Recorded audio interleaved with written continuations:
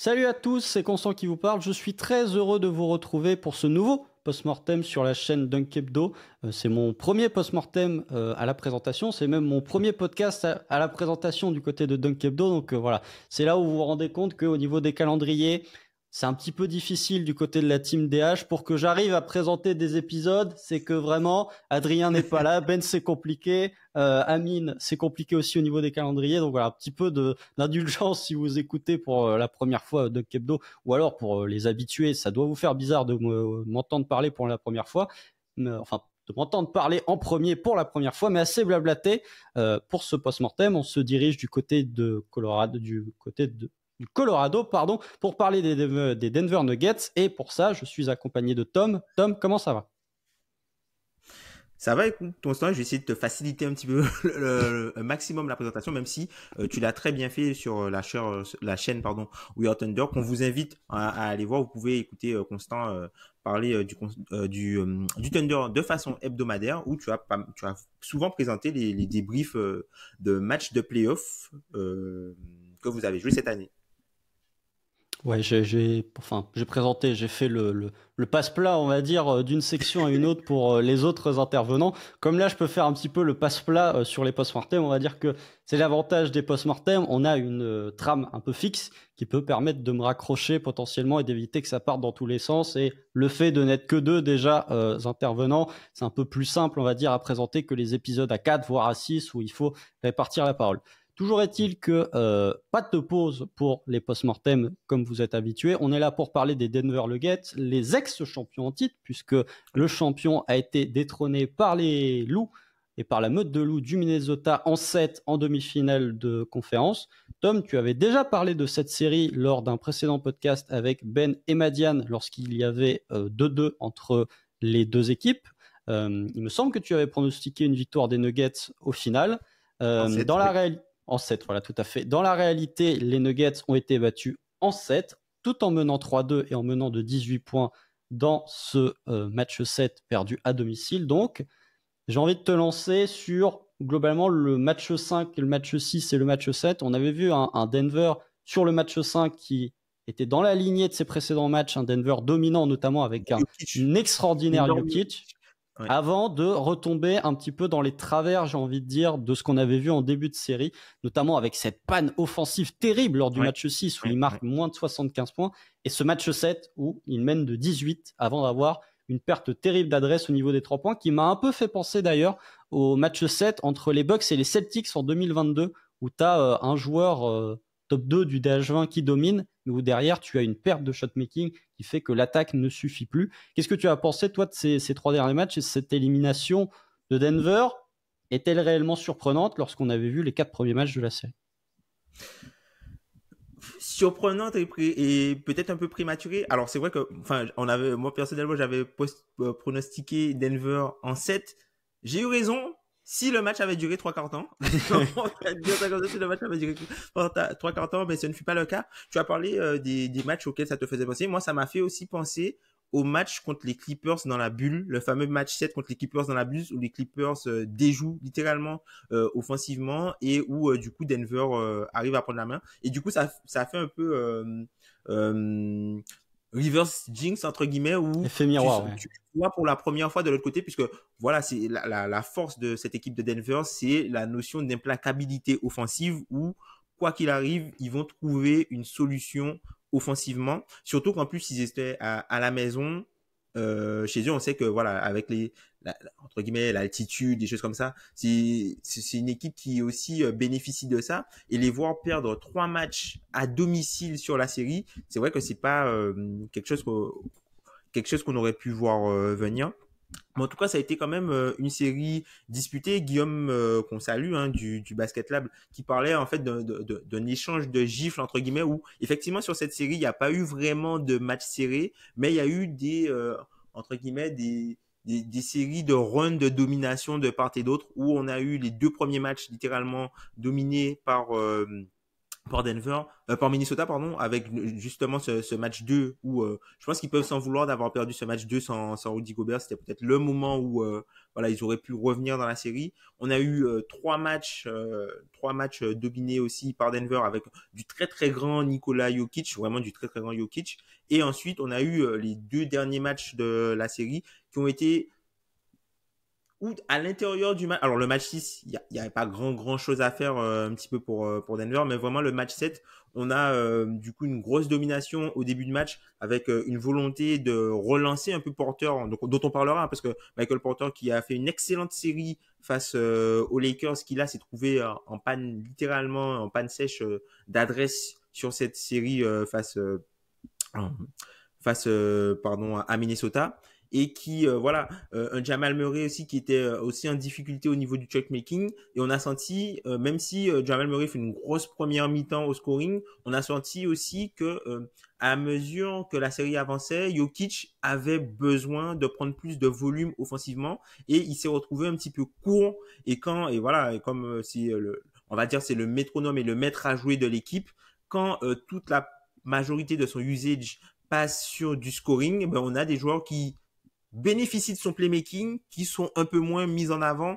On a eu notamment Gordon qui était un peu moins à son avantage sur cette série-là, un peu moins de claquettes dunk dans le dunker spot pour lui, hein, qui était une action très très bien défendue par les Wolves, où ils vous obligeaient, entre guillemets, ils forçaient Jokic à devoir scorer. On a eu moi aussi de tirs rentrés, notamment on connaît le fameux tir dans le coin de Porter Junior, où il a eu des tentatives, mais il en a eu un petit peu moins. Il était un peu moins bien nourri, peut-être par Jokic qui était plus aussi, qui devait faire un petit peu plus de scoring, et aussi un Jamal Murray qui était un petit peu plus emprunté. Donc globalement, on a eu une bonne défense sur on va dire, une bonne défense globale de Minnesota, qui a conduit aussi à une panne de shotmaking global de cette équipe de Denver, qui ne pouvait plus s'en remettre à son attaque pour pouvoir faire le pont et gagner le match à la fin. Oui, et aussi un Nikola Jokic qui semblait un peu emprunté sur Oui, la deuxième mi-temps du Game 7, parce que sur la première mi-temps, il termine avec 15 rebonds, là où ouais, sur la seconde, il en termine avec seulement 3 pour Jokic, oui, qui est un tel à valeur de rebond. Pour le coup, c'était assez frappant, et même cette équipe, t'as raison de parler du match 2, où selon moi, c'est une vraie faute professionnelle de ne pas le prendre, et même au-delà de ça, quand tu perds 3 matchs à domicile sur une série en 7, bah, c'est plutôt logique, j'ai envie de dire, que tu perds de la série, sachant que c'était Ben qui l'avait souligné aussi. Sur les 3 matchs à domicile, Denver part favori du côté de Vegas. oui, Donc, quand tu perds 3 matchs à domicile où tu es favori, ça ne pardonne pas, et c'est même oui, plutôt un exploit que tu termines, enfin, que la série se termine en 7 plutôt qu'elle ne se termine potentiellement en 5. Je vais t'amener oui, justement clairement. sur ce résumé des playoffs des Nuggets en abordant, en posant une question justement, un point qui a été soulevé par Guillaume du Basket Lab qu'on salue et que moi je vais transformer en question. Donc cette victoire 4-1 face aux Lakers, cette défaite 4-2, 4-3 pardon, face aux Wolves. Avant le début des playoffs, j'avais fait l'épisode Pourquoi ils gagneront pas Oui, sur les Nuggets, où j'avais affiché ma grande confiance sur les Nuggets, et globalement une bonne partie on va dire, de la médiasphère NBA, que ce soit du côté français ou que ce soit du côté anglo-saxon, voilà, ou du côté des États-Unis, était particulièrement confiant sur le fait que Denver allait être capable de reproduire le back-to-back. Finalement, on a vu les limites, on avait déjà vu une partie de ces limites au premier tour face aux Lakers, elles ont été encore plus accentuées en demi de conf face à ces Wolves. Est-ce que, je vais te poser la question, Tom, est-ce que finalement on n'a pas été un peu trop euh, optimiste, ou est-ce qu'on n'a pas un peu trop gommé les défauts de ces Nuggets qui pourtant étaient quasi tous là sur la saison régulière, en tout cas qui ne sont pas apparus par magie lors de ces séries face aux Wolves, même si on va dire que les séries potentiellement, que ce soit de Jamal Murray ou que ce soit de Michael Porter Jr., sont pas des séries de playoffs que tu avais vues l'an dernier, par exemple. Euh, globalement, je pense que non. C'est vrai qu'il y a toujours le biais de. On peut avoir peut-être un biais de récence, un biais de confirmation par rapport aux résultats plutôt que penser au processus. Moi, je trouve que cette équipe-là, elle avait quand même la possibilité de passer les Wolves, hein. Encore une fois, tu vois, ils menaient. Si, franchement, si on fait un arrêt sur image, où il y a, je crois, c'est 58-38. Il y a Oui. 58-38 dans le match 7, si on fait un arrêt sur image et on te dit de dire ce qui s'est passé en te disant que c'est Denver qui mène et que c'est Minnesota du coup qui est derrière, tu me dis ils ont gagné la série, ça s'est fini en blowout, ils ont gagné à plus 30 plus 40, tu vois. Donc je trouve que c'est une équipe qui avait quand même les moyens de gagner la série. Donc faut donner quand même du crédit à cette équipe des Wolves, mais je trouve pas que voilà, c'est une équipe qui a été je trouve pas que c'est une équipe qui a été on va dire survendue. Je pense qu'il y a des choses qui ne sont pas allées qu'on ne pouvait pas prédire. Par exemple, le starting five des Nuggets, qui est le meilleur starting five sur la saison régulière, hein, plus 13 de net rating en saison régulière, qui finit les playoffs sur un moins 6,9 de net rating. Ça, c'est quelque chose qu'on ne pouvait pas voir venir. Alors oui, généralement du côté des Nuggets, on pointe souvent les minutes sans Jokic, un apport un peu famélique du banc. Mais là, c'est vraiment le 5 majeur qui est un peu failli. La notion même des starters, tu vois, sur la série contre les Wolves, ils sont si on prend le plus-minus cumulé, le starting 5 est à moins 60. En plus-minus cumulé. Donc c'est vrai que, voilà, starter contre starter, ils ont perdu la bataille. Et quand on connaît, du coup, les problématiques qu'il peut y avoir avec les minutes sans Jokic, entre guillemets, on peut avoir ce type de résultat-là. Mais c'est vrai que c'est pas quelque chose qu'on pouvait prévoir au début de cette série.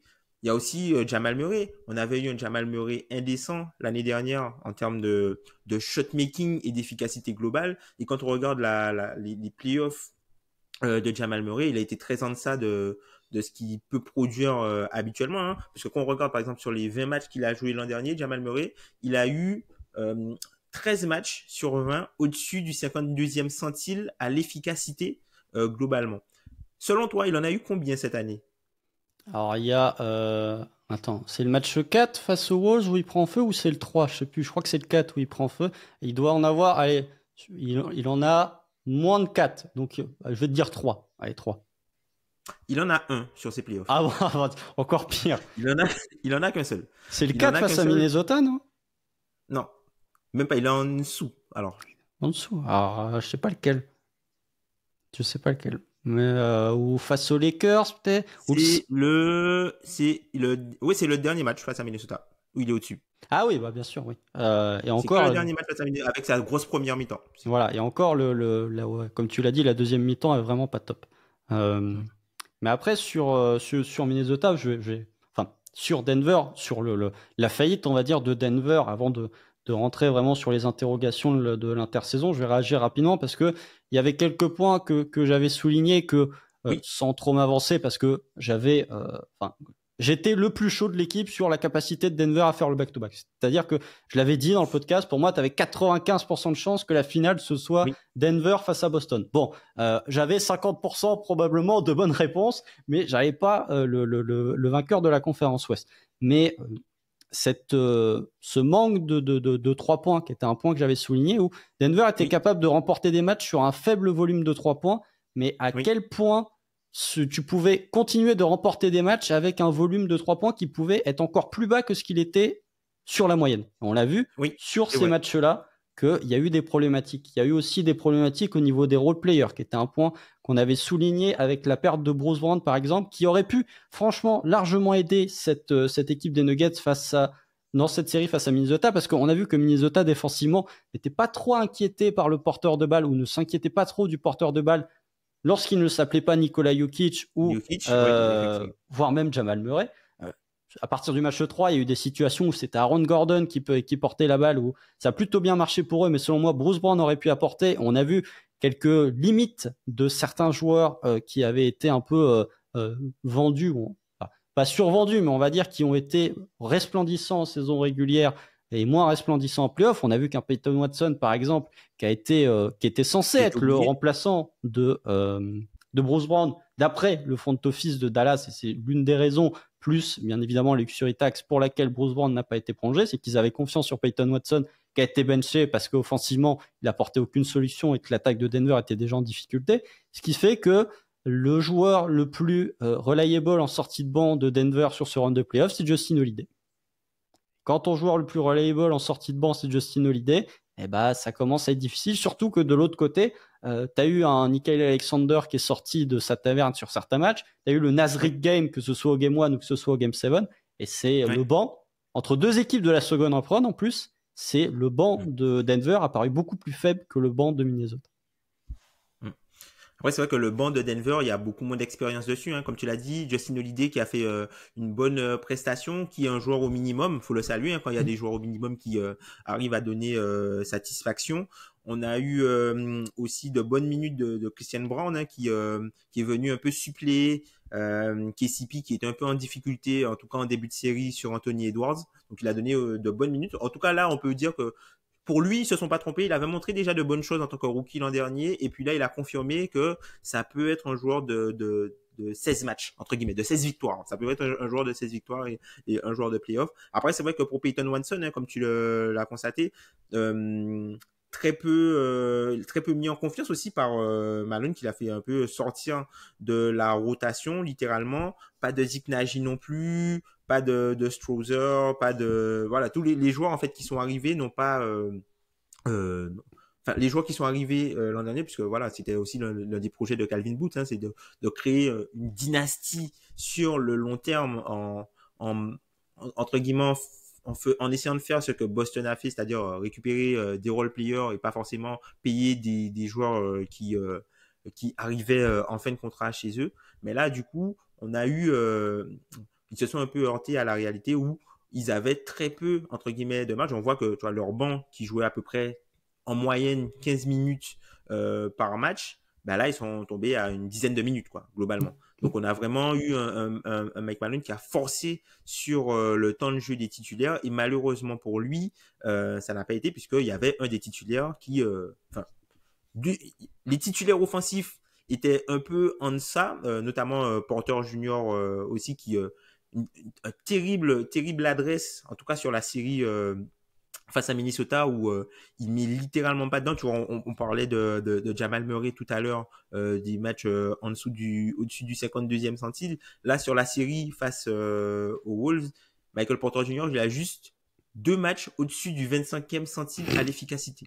Ouais. Voilà. Donc, au niveau du shot making. Et c'est pour ça, tu vois, au match 7, moi j'ai trouvé ça intéressant en fait qu'il tout de suite il a eu des possessions en transition. On peut se souvenir d'une tentative de pénétration sur Rudy Gobert où voilà il se fait un peu chahuter au niveau de l'arceau. Il y a une fois il se fait contrer face à Gobert. Il a des possibilités en transition sur du 3 points, mais ils sont allés le chercher parce que je pense que ils ont senti qu'ils avaient besoin que lui puisse mettre dedans offensivement pour pouvoir continuer. Tu vois, quand il met le 3 points dans le quatrième quart-temps, début de quatrième, tu dis, OK, ça va les lancer, ils reviennent un peu, et puis finalement, non.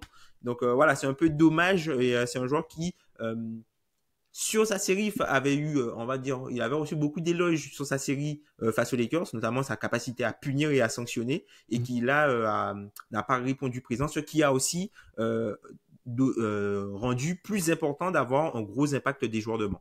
Oui, justement, ça va permettre d'embrayer sur ta première problématique. C'était la dynamique entre Michael Malone, qui est donc le coach des Nuggets, et Calvin Booth, qui est le GM des Nuggets. Parce qu'on avait vu les Nuggets, globalement, après le titre 2022, après le titre en 2023, d'ailleurs, pas le titre en 2022, après le titre l'an dernier, très vite, ça s'est su de manière plus ou moins officielle que Bruce Brown allait faire ses valises et partir ailleurs parce qu'ils avaient confiance sur Peyton Watson.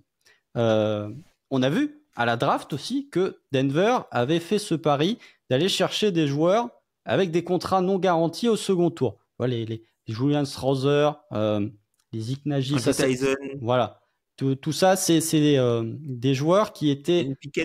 Tout à fait. C'est des joueurs qui étaient qui étaient des deals non garantis. Donc, pour une équipe comme Denver, qui, on en parlera pour ta deuxième problématique, est une équipe de la seconde apron, se retrouve avec 3 joueurs au max, était une nécessité quasiment pour pouvoir essayer de renouveler l'effectif. Et Calvin Booth s'est dit, je vais apporter du sang neuf pour remplacer mes joueurs que je ne peux pas payer, tout en comptant en partie sur la capacité de playmaking de Nikola Jokic et du fait que c'est tellement un joueur de gros volume en attaque qui peut mettre beaucoup de joueurs dans des bonnes situations pour qu'ils soient capables de sanctionner. Sauf qu'on a vu que ça n'a pas fonctionné, et même au niveau du temps de jeu, on a vu que Michael Malone, il se reposait plus sur du Reggie Jackson, plus sur du Justin Holiday que sur du Peyton Watson ou du Julian Strawther. Donc pour toi, c'est ta première problématique, la vision un petit peu court-termiste de Michael Malone où il essaye de mettre globalement les meilleurs joueurs sur le parquet pour remporter le match, et la vision de Calvin Booth qui est plus orientée finance, en disant on va prendre un peu le temps pour essayer de développer ces joueurs. C'est ça. Exactement, en fait, même, tu vois, au niveau de la conférence de presse, hein, la conférence de presse de fin de saison, alors moi, c'est quelque chose que j'aime pas mal regarder pour chacune des équipes, puisque ça permet d'avoir des tendances sur comment ils ont vécu la saison et comment ils vont, entre guillemets, entamer, à quel état d'esprit, globalement, ils vont peut-être entamer la draft ou l'intersaison. Et là, déjà, la première surprise que j'ai eue, c'est de voir Bouffe, le propriétaire et le coach. Généralement, t'as jamais ça dans les conférences de presse. T'as soit le propriétaire ne vient pas. Oui. Le mec n'est pas là. Là, Et Onyx, le GM, il vient pas non plus. Voilà. C'est ça. Mais là, globalement, t'as Calvin Booth, t'as le propriétaire au centre et McMillan de l'autre côté, pardon. Et c'est vrai que moi, ça m'a fait un peu bizarre déjà de voir une conférence de presse de fin de saison avec les 3 hommes. Déjà. Ensuite, c'est vrai que tu vois, comme tu l'as dit, hein, Calvin Booth, il y a son article, l'article auquel il a participé de The Ringer en début de saison, où il parlait du fait de construire une dynastie et de ne pas avoir beaucoup d'overlap. Et en fait, d'avoir des joueurs qu'il est capable de recycler. Et c'est ça aussi la difficulté, c'est-à-dire que il s'est mis dans une situation où il n'a pas d'autre choix que les joueurs qu'il a ramenés soient assez bons pour contribuer, mais aussi elle a confiance du coach pour qu'il les mette devant les vétérans. Et à l'opposé, en fait, tu as Michael Malone, qui est le coach, qui décide de qui joue ou pas, qui lui fait plus confiance aux vétérans parce que chaque match est important. Et chaque match, voilà, lui, il veut gagner chaque match. Même s'il y a peut-être qu'il va... Et là, tu vois, finalement, on va pas lui donner tort parce que, tu vois, au final, potentiellement, le dernier match face à San Antonio, il fait mal quand même de perdre ce match-là parce que voilà, c'est vrai que s'ils étaient de l'autre côté du tableau, bah, ils auraient peut-être eu, tu vois, les Pelicans sans Zion au premier tour, ils auraient eu les Mavs, mais bon, voilà, peut-être qu'ils auraient plus de moyens de faire bonne figure contre les Mavs, mais en tout cas, ils auraient eu à affronter qu'une seule des autres équipes dominantes de la conférence. Oui. Là, ils ont pris les Lakers qui, ok, ils battent les Lakers. Mais bon, voilà, c'était quand même... les Lakers se sont bien battus. Jokic a dû se farcir Anthony Davis. Voilà. Donc, ensuite, là, ils ont une grosse défense de Minnesota. Il faut encore donner du crédit à cette équipe de Minnesota qui était l'équipe qui était la plus calibrée pour les battre, qui se retrouve sur leur chemin. Alors que peut-être qu'ils auraient pu les avoir littéralement, tu vois, en finale de conférence. Donc, c'est vrai que là, il y a vraiment on va dire qu'il y a vraiment une distance entre ce que veut le coach et ce que lui met en main le GM. Et le problème, je pense que c'est plus au niveau de Calvin Booth hein, qu'il va falloir qu'il fasse quelque chose parce que il aura beau mettre plus de jeunes. Si Malone décide de rester avec ses vétérans, ces jeunes, ils serviront à rien au final. Oui, je suis d'accord. Et globalement, tu as parlé du fait que ils ont eu la difficulté des match-ups, on va dire. C'est peut-être un petit tacle gratuit. Je suis pas sûr que les Lakers étaient moins bons que les Pacers, par exemple, sur ce que j'ai vu du premier temps. Les Pacers sont en finale de conférence. Je vais me faire détester par la fanbase des Pacers, alors que j'ai dit que du bien d'eux pendant quasiment toute la saison, mais là, bon, bref. Non, mais la malchance au tirage, déjà mauvaise match-up parce que vraiment, tu sentais que Tim Connelly, qui est un ancien de la maison de Denver, qui est aujourd'hui du côté de Minnesota, a vraiment cerné un petit peu les limites de cet effectif et avait construit en partie son effectif pour battre ces Nuggets, tout comme Daryl Morey avait construit une partie des Rockets pour battre les Warriors de Curry, de KD et de Steve Kerr. Donc voilà, je trouve que malchance au tirage. En même temps, il fallait pas se prendre un game winner de Devonte Graham sur l'avant-dernier match de saison régulière. Ça aurait peut-être pu faciliter le tirage, mais sur cette notion de jeunes, je suis d'accord avec toi. J'étais plutôt client, en tout cas, j'adhérais plutôt à la vision de Calvin Booth en début de saison. Et là, je trouve qu'il s'enferme un petit peu dans le sens où, sur tous les joueurs jeunes qu'il a pris, t'en as aucun qui est réellement capable de faire du dépassement de fonction. Comme tu l'as dit, t'as assez peu d'overlap et t'as assez peu de joueurs qui peuvent prendre des responsabilités. offensivement en tout cas. Les Peyton Watson est un très bon prospect défensif, par exemple, sur l'aile. Mais offensivement, il y a quelques situations sur la saison régulière où on l'a vu développer un jeu de pull-up à mi-distance. Mais est-ce que c'est pas un gadget plus qu'autre chose? Parce que les situations pour Peyton Watson, balle en main, celui qui fait du pull-up à mi-distance, bah, tu verras jamais ça en playoff. Sur les jeunes, voilà, les Julius Strother, etc., qui n'ont pas forcément été utilisés durant la saison régulière. Et surtout, ça te met dans une situation où, avec ces jeunes-là qui ne peuvent pas faire du dépassement de fonction, tu dois avoir un apport quasi systématiquement positif de tes 5 titulaires, ce que tu n'as pas eu sur la série face à Minnesota, où tu l'as dit, Michael Porter Jr. et Jamal Murray, voire même KCP, ont failli sur une bonne partie des matchs de la série. Donc, je pense que cette vision un petit peu des mains liées aussi par la luxury tax et par le fait d'avoir 3 joueurs au max, t'amène sur peut-être une trop grande confiance à la capacité de Nikola Jokic à être un système offensif à lui tout seul et à trouver des décalages pour n'importe quel joueur, plus une trop grande, un trop grand repos sur la quasi-obligation que ton 5 majeur soit dominant en termes de net rating. Et oui, et puis tu vois, par rapport à la façon dont la conférence Ouest était constituée, puisque voilà, toujours dans cette presse, cette conférence de presse, hein, Mike Malone, il y a des mots qu'il a dit qui m'ont un peu marqué, c'est la notion de passer du chasseur au chassé, le fait voilà que les équipes se sont entre guillemets un peu construites pour pouvoir les affronter, et la notion d'homogénéité dans la conférence Ouest où il est obligé d'aller chercher, il est obligé de se déployer beaucoup plus, par exemple par rapport à la saison dernière, la saison d'avant, où voilà, la première place était déjà jouée depuis longtemps. Derrière, il y avait Sacramento et Memphis qui tombaient en lambeaux après la suspension de Ja Morant, la blessure de Brandon Clark et tout ça. Donc, ils avaient pu se reposer, où il y avait même eu des segments à la télé où on se demandait, ben voilà, Denver qui ralentit, est-ce que voilà, est-ce qu'ils ont été trop bons trop tôt, ou voilà, qu'est-ce qui se passe? Et puis finalement, ils étaient arrivés frais entre guillemets en saison régulière, en fin de saison régulière, pour pouvoir enchaîner leur round de playoff. Là, ça a été plus difficile parce ils ont dû se battre jusqu'au bout, avec notamment du Jamal Murray qui a raté des matchs avec des soucis de blessure. Il y a eu pas mal de choses comme ça qui se sont passées, qui font que voilà, tu vois, Jokic qui a joué énormément de minutes aussi encore également, parce que Jokic, sur les 4-5 dernières années, je crois, avec Tatum, c'est lui qui joue le plus de minutes cumulées sur les 4-5 derniers. Je crois que ça doit être lui et Jason Tatum. C'est les deux superstars les plus healthy de la ligue, c'est Tatum et Jokic en termes de matchs loupés. Exactement. Donc voilà, en termes de volume de minutes, voilà, le gars se pose là. Donc effectivement, là, ils ont entre guillemets, il avait pas Mike Malone estime peut-être qu'il n'avait pas le choix de faire jouer autant les titulaires pour pouvoir s'assurer le meilleur seeding possible. Et voilà, comme il a dû tirer un petit peu plus, on a ressenti de l'autre côté, puisqu'il n'a pas pu faire confiance, enfin il n'a pas pu entre guillemets gagner la confiance des joueurs de banc en saison régulière. Donc du coup en playoff, il a pas fait confiance à ses joueurs de banc beaucoup plus, et il est mort avec son 5 majeur. Et c'est dommage, hein, tu vois, parce que Porter Junior, c'est vrai, lui encore, tu vois, on revient dessus, mais c'est dommage pour lui que ça se finisse comme ça, parce que franchement, pour les Lakers, il les avait bien dépannés offensivement. Et là, tu vois, lui aussi, tu as senti un peu la fatigue, où voilà, il y a beaucoup de tirs un peu courts, ou tu vois, des in and out, des trucs comme ça, où fatigue, quoi.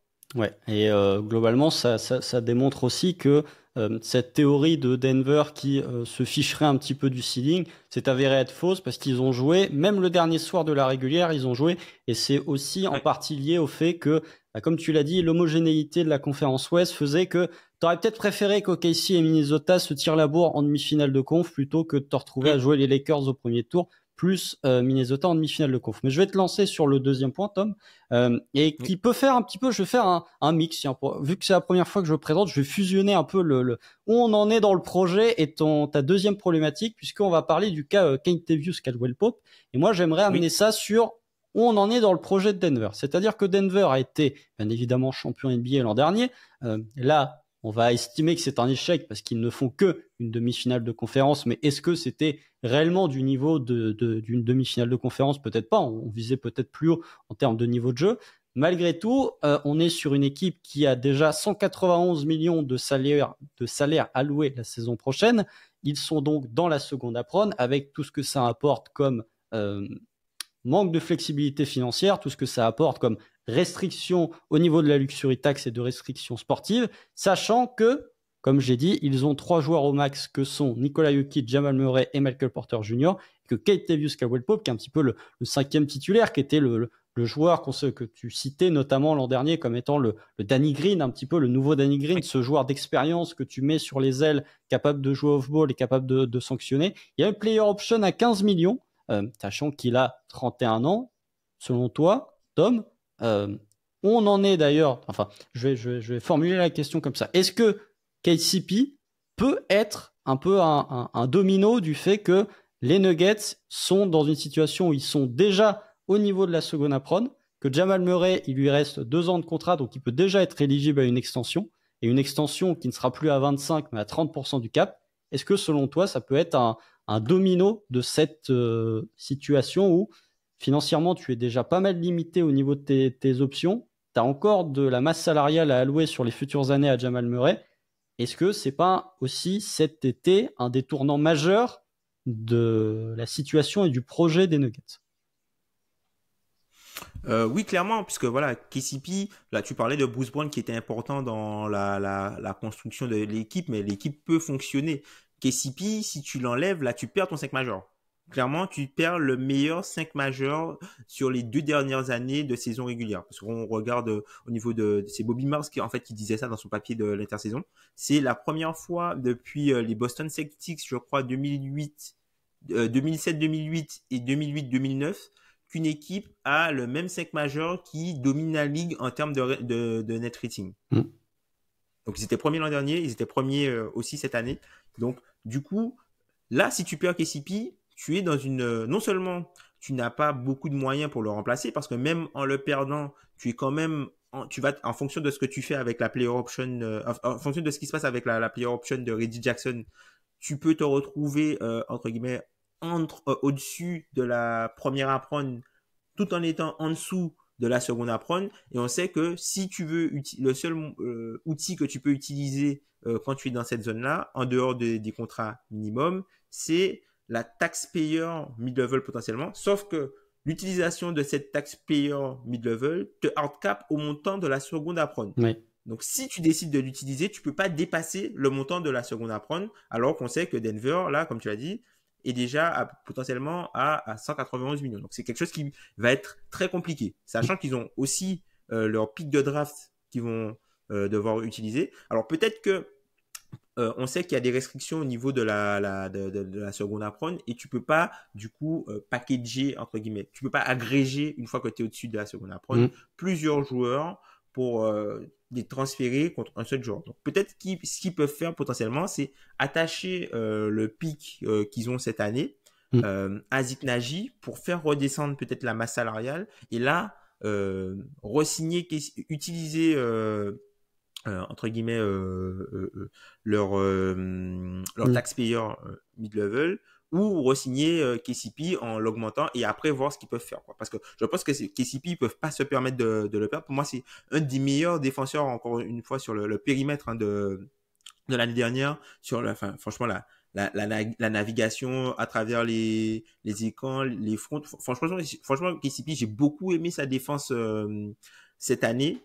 Qu'est-ce que je veux dire? Oui, donc c'est vrai que ça va être quelqu'un, et sachant que c'est un joueur qui peut être courtisé parce qu'il y a pas mal d'équipes qui ont du cap space qui pourraient être intéressées à avoir un joueur comme KCP, puisque comme on le sait, KCP, c'est un joueur qui peut aller dans des projets jeunes, et c'est aussi un joueur qui peut aller dans des projets d'équipes déjà confirmées, puisque quand tu as un jeune porteur de balle, avoir KCP à côté, c'est quand même une assurance d'avoir un joueur toué aussi pour l'accompagner.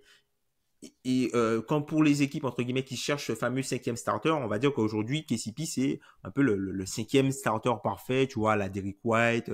Voilà, on est un peu dans ce moule de joueurs-là. Donc, pour moi, c'est quelqu'un qui est très important pour cette équipe de Denver. Il va falloir le garder potentiellement à tout prix parce qu'ils peuvent pas se permettre de le laisser partir. Alors, peut-être j'ai pu lire parfois que voilà que si lui part, il pourrait peut-être avoir Gary Harris au minimum un peu pour reformer un peu Ah, tu vois, romancer un peu cette notion de l'ancien Denver, hein, de oui, l'ancien bien Denver sûr. avec Gary Harris et le backcourt Jamal Murray et Gary Harris.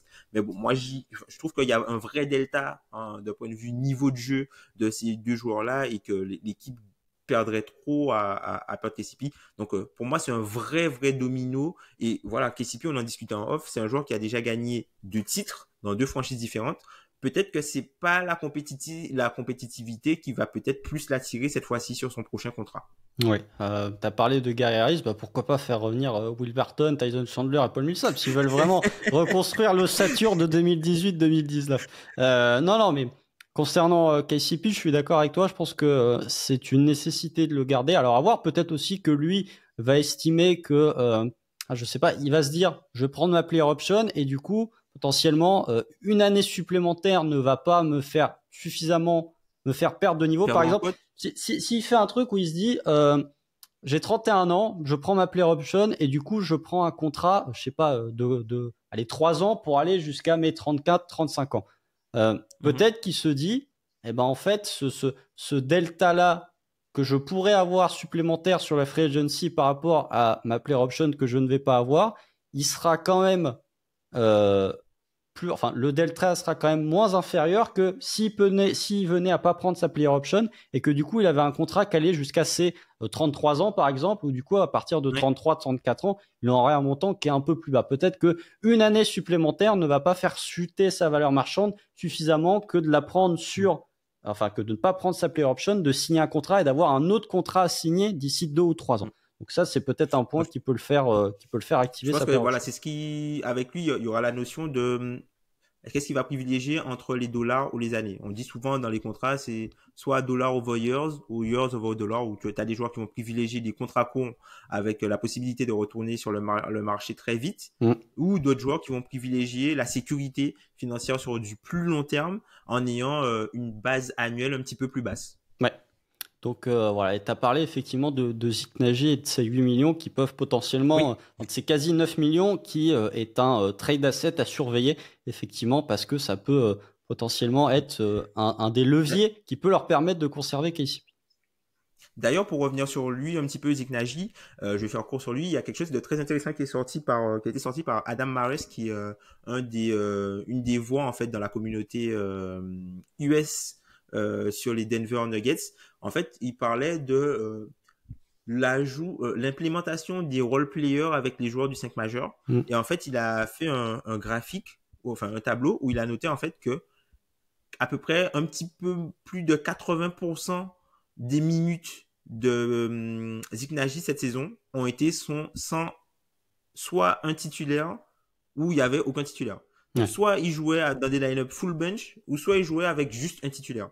Ouais. Sachant que Ce qui fait que voilà, c'est pas idéal en fait pour l'intégration de ce type de joueur. ouais, sachant que financièrement, il ne coûte que, entre guillemets, 8 millions, mais il y a quand même 4 années de contrat. Enfin, ce sera la première Exact, année, son extension sur 4 ans. Donc, ça fait quand même exact. beaucoup d'années pour une équipe qui voudrait potentiellement faire, de dire, oui, j'ai du cap space, donc je vais récupérer le contrat de Zik Nagy en échange d'un late first round, puisque c'est le pick 28. Donc, ça à surveiller. C'est ça. Ça va amener sur ta troisième problématique, Tom, qui est un petit peu ce qu'on a déjà abordé aussi, la gestion de la seconde apron et surtout du propriétaire et de la concurrence qui se dessine dans la conférence Ouest, puisque on sait que le proprio du côté des Nuggets, c'est ce bon vieux Stanley Kroenke, adoré du côté d'Arsenal, non, pas du tout adoré, mais qui est un petit peu le propriétaire de toutes les franchises de sport qui se trouvent dans le Colorado, hein, puisque c'est le propriétaire des Nuggets, c'est propriétaire d'une franchise de ligue mineure de football, mais c'est aussi le propriétaire des Rams de Los Angeles. Alors, m'expliquez pas.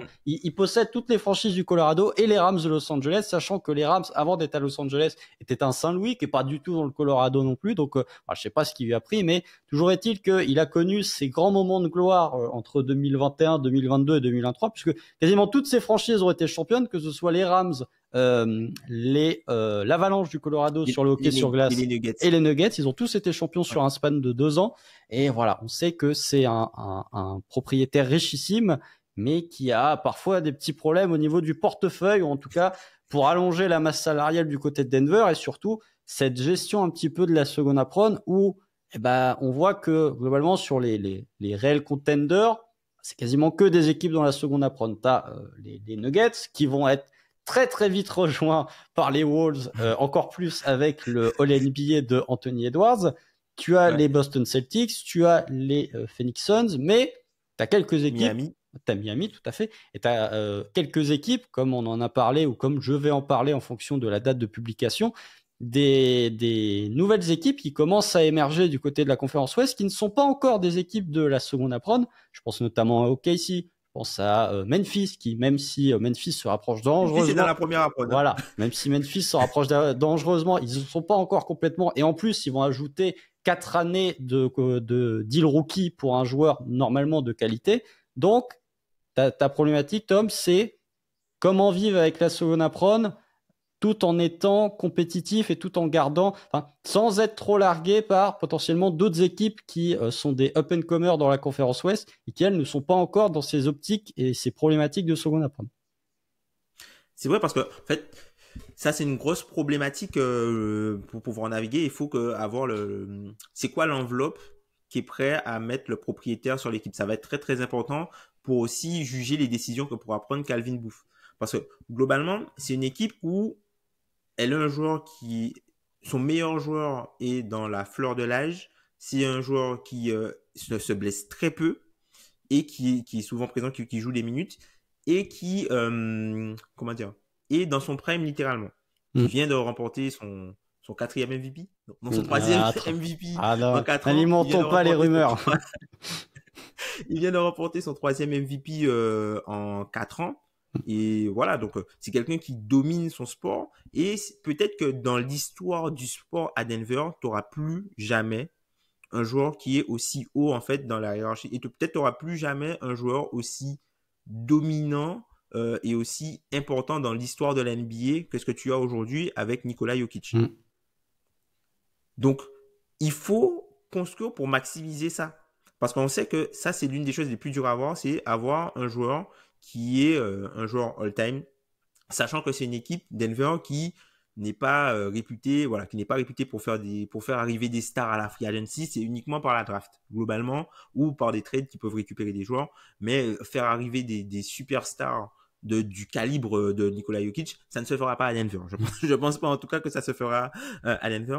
Donc globalement, ils n'ont pas le choix que d'entourer ce gars-là parce que potentiellement, ils auront plus de gars comme ça dans l'histoire de la franchise. On ne sait pas ce qui peut arriver. Peut-être que dans l'histoire de la franchise, il n'y aura plus un triple MVP, meilleur joueur du monde. Un joueur qui est triple MVP, voilà, qui peut toquer à la porte du peut-être top 15, pas top 15, peut-être encore, 25, mais top 20 de l'histoire. Ouais. Il peut toquer à la porte du top 20 de l'histoire à la fin de sa carrière, top 15, top 20. En fonction du nombre de titres, oui, il peut largement toquer top 15. Parce que MVP All NBA, je pense que déjà là, enfin voilà, on fait un aparté, mais je pense que c'est déjà le meilleur Européen de l'histoire. Je vais peut-être me faire taper dessus par les fans de Dirk. Je pense que Nikola Jokic est déjà... Enfin, si tu fais un classement, un top 100 des meilleurs joueurs de l'histoire, en tout cas les 100 greatest, parce que c'est pas forcément les meilleurs joueurs, mais c'est les plus grands, je pense que le premier Européen, c'est Nikola Jokic. Ouais, c'est Jokic. Ça peut être, même si Dirk y a la notion de longévité, tout ça, mais c'est vrai que il s'en rapproche. Il s'en rapproche. Ouais. Donc, faut voir après au niveau de la longévité, mais c'est vrai que il est sur, entre guillemets, de beaux standards pour, effectivement le dépasser. S'il ne l'a pas fait déjà, en tout cas. Ouais. Donc, voilà. Donc, on a besoin, en fait, que le propriétaire, pour que l'équipe puisse continuer à avoir les ambitions qu'elle a, parce que la masse salariale ne va pas aller en s'abaissant, hein, puisque comme tu l'as dit, Jokic est sur un contrat super max. On a du coup Jamal Murray et Michael Porter Jr. qui sont sur 2 contrats max. Voilà, Jamal Murray, il va falloir le prolonger. Peut-être que lui attendra d'être éligible, parce que si l'année prochaine Jamal Murray il est All NBA, on ne sait pas ce qui peut se passer. Il devient éligible au super max, donc plus 30%, mais 35%. Ouais. On a du Michael Porter Jr. aussi qui a un contrat qui, voilà, parce que lui aussi, il a un skill set qui est crucial. Et quelque chose qu'on a pu aussi observer dans cette série de playoffs, c'est que Denver avait l'habitude d'être l'équipe la plus grande sur le terrain, ou du moins d'avoir la rotation la plus longue d'un point de vue longueur, entre guillemets. Et là, sur les playoffs, ils ont affronté deux grandes équipes où les Lakers qui sont plutôt grands et Minnesota, bon, voilà, Minnesota Ouais. qui est très Immense. très grand entre guillemets. C'est là aussi qu'ils ont été mis en difficulté. Donc prendre un joueur entre guillemets plus petit que Porter Junior qui a les mêmes capacités de shot making, même s'il y a il y a peut-être moins de création. Là aussi, tu vois, c'est ça aussi. C'est un puzzle qui est pas si simple que ça, malgré la présence de Nikola Jokic. Mais du coup, c'est quelque chose à surveiller. Pour moi, hein, c'est la capacité du propriétaire à identifier que c'est le moment de mettre la main au portefeuille. Si jamais il doit le faire, c'est maintenant. Sachant que tu as parlé du cas Jamal Murray et du cas KCP et du cas Michael Porter Jr., mais Aaron Gordon possède une player Aussi. option sur la saison Oui. 2025-2026. Donc potentiellement, l'été prochain, tu peux te retrouver avec Jamal Murray et Aaron Gordon sur le marché des agents libres. Et là, pour le coup, ça va faire augmenter ta masse salariale, sachant que KCP, enfin, ni KCP, ni Reggie Jackson, ni le first round ne sont dans les books. Pourtant, la Luxury Bill, donc l'ardoise de Luxury Tax que va payer Denver cette saison, est déjà enfin, pour la saison prochaine, pour la 2024-2025, est déjà estimée à 42 millions. Sachant qu'avec la repeater tax, avec la seconde apron, tu peux très vite te retrouver d'ici, allez, 2-3 ans dans la situation des Clippers où tu payes plus de luxury tax que de payroll finalement. Donc ça, c'est un point qu'il faut effectivement souligner. C'est aussi, si tu tiens des propos disant que tu veux être une dynastie sur 3-4 ans, il faut aussi t'octroyer les moyens financiers de pouvoir prolonger un petit peu cette C'est durée. ça. C'est ça. Et quelque chose qui peut aussi les sauver, enfin, quelque chose qui peut aussi les sauver, c'est le fait que, voilà, le salary cap, on sait qu'il va augmenter une fois que le deal télé va être signé. Donc, il y aura des augmentations graduelles de 10% annuelles, sachant que sur les contrats, que la plupart des contrats qu'ils ont signés, on a des augmentations annuelles de 8%. Ben, du coup, la vitesse d'augmentation du salary cap va entre guillemets, ralentir la part du salaire qu'occupe chacun des joueurs. Donc, ça pourra leur permettre aussi de respirer un petit peu parce que les contrats pèseront un petit peu moins lourd en termes de pourcentage du cap et aussi parce que si le cap augmente, le niveau de la luxury tax, le niveau pardon du salary cap augmente, le niveau de la luxury tax augmente et le niveau du coup des où tu paies les grosses pénalités en termes de dollars augmente aussi. Donc, du coup, ça peut te permettre de faire redescendre un petit peu ta barque par l'augmentation du salary cap. C'est notamment pour ça que si vous allez regarder les pourcentages du cap sur le contrat de Jokic, malgré le fait qu'il soit au supermax, le pourcentage que prend Jokic dans le cap baisse d'année en année parce que, comme tu l'as dit, ça augmente plus vite. Même si c'est officiel, avec vu le montant des droits télé, tu n'auras pas de cap qui augmentera de moins de 10% chaque année parce que le différentiel est tel que ce sera 10%, mais que ce sera capé à 10%. Attention quand même aux potentielles extensions, j'entends par augmentation du nombre de franchises, qui font que potentiellement, tu as plus de parts à distribuer sur le gâteau, donc potentiellement un salary cap réparti sur 32 équipes et non plus sur 30 qui peut avoir des conséquences désastreuses pour certaines équipes. Tom, un dernier point à ajouter où je pense qu'on a été assez complet sur les Nuggets, mais est-ce que tu as encore un dernier truc à dire sur cette franchise? Dernier point, vraiment, je trouve qu'il faut pas surréagir. Il faut pas surréagir par rapport à ce qui s'est passé sur cette série-là. Puisque, voilà, encore une fois, l'échantillon est faible. C'est une équipe qui, voilà, il menait de 20 points. Hein. Il menait de 20 points littéralement dans la deuxième mi-temps d'un match 7 chez eux. Donc, ils sont passés proches malgré tout ce qu'on a décrit et tout ce qui ne s'est pas bien passé pour eux. Tu vois. Donc, il faut pas surréagir et espérer qu'il change énormément de choses. C'est vrai qu'on a vu des choses passer sur le fait que, voilà, que Jokic est l'une des superstars qui a joué avec le moins d'All-Star dans sa carrière, hein, globalement, puisque quand tu regardes l'effectif, le seul joueur qui a eu des décorations All-Star qui joue avec lui, c'est DeAndre Jordan, mais du coup, qui est passé et Paul Millsap. Comment? Et Paul Millsap. Oui, et Paul Millsap. Mais Paul Millsap n'était plus All-Star au moment, du coup. DeAndre Jordan non plus. Et DeAndre Jordan non plus, effectivement. Donc, voilà, il va se poser la question de l'entourage au final. Ok, l'équipe est bien montée au fit, mais est-ce qu'il n'y a pas moyen d'aller chercher un joueur estampillé All-Star dans quelques années qui pourrait du coup aller avec Jokic et augmenter le niveau plafond de cette équipe, Ouais. si jamais il plafonne. Si plafonne, ouais.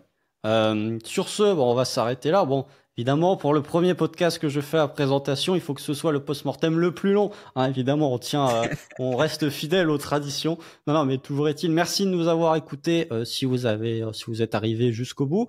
Comme d'habitude, les petits pouces sur YouTube. N'oubliez pas de vous abonner, de mettre la cloche. Les 5 étoiles sur vos plateformes d'écoute, que ce soit Apple Podcast ou que ce soit sur Spotify. Suivez le compte Dunkebdo sur Twitter. Voilà, on vous tient au courant, que ce soit sur les nouvelles vidéos, que ce soit sur les posts, on va dire, relatifs, comme récemment, on a eu une petite période un peu de creux en termes d'enregistrement. Donc voilà, on vous tient au courant. On se retrouve très rapidement pour un prochain post-mortem. Je ne sais pas, pour être honnête avec vous, quelle sera la prochaine équipe sur le post-mortem, mais d'ici là, portez-vous bien et merci à toi, Tom. Et puis, on se retrouve une prochaine fois. Salut! Merci Constant, salut.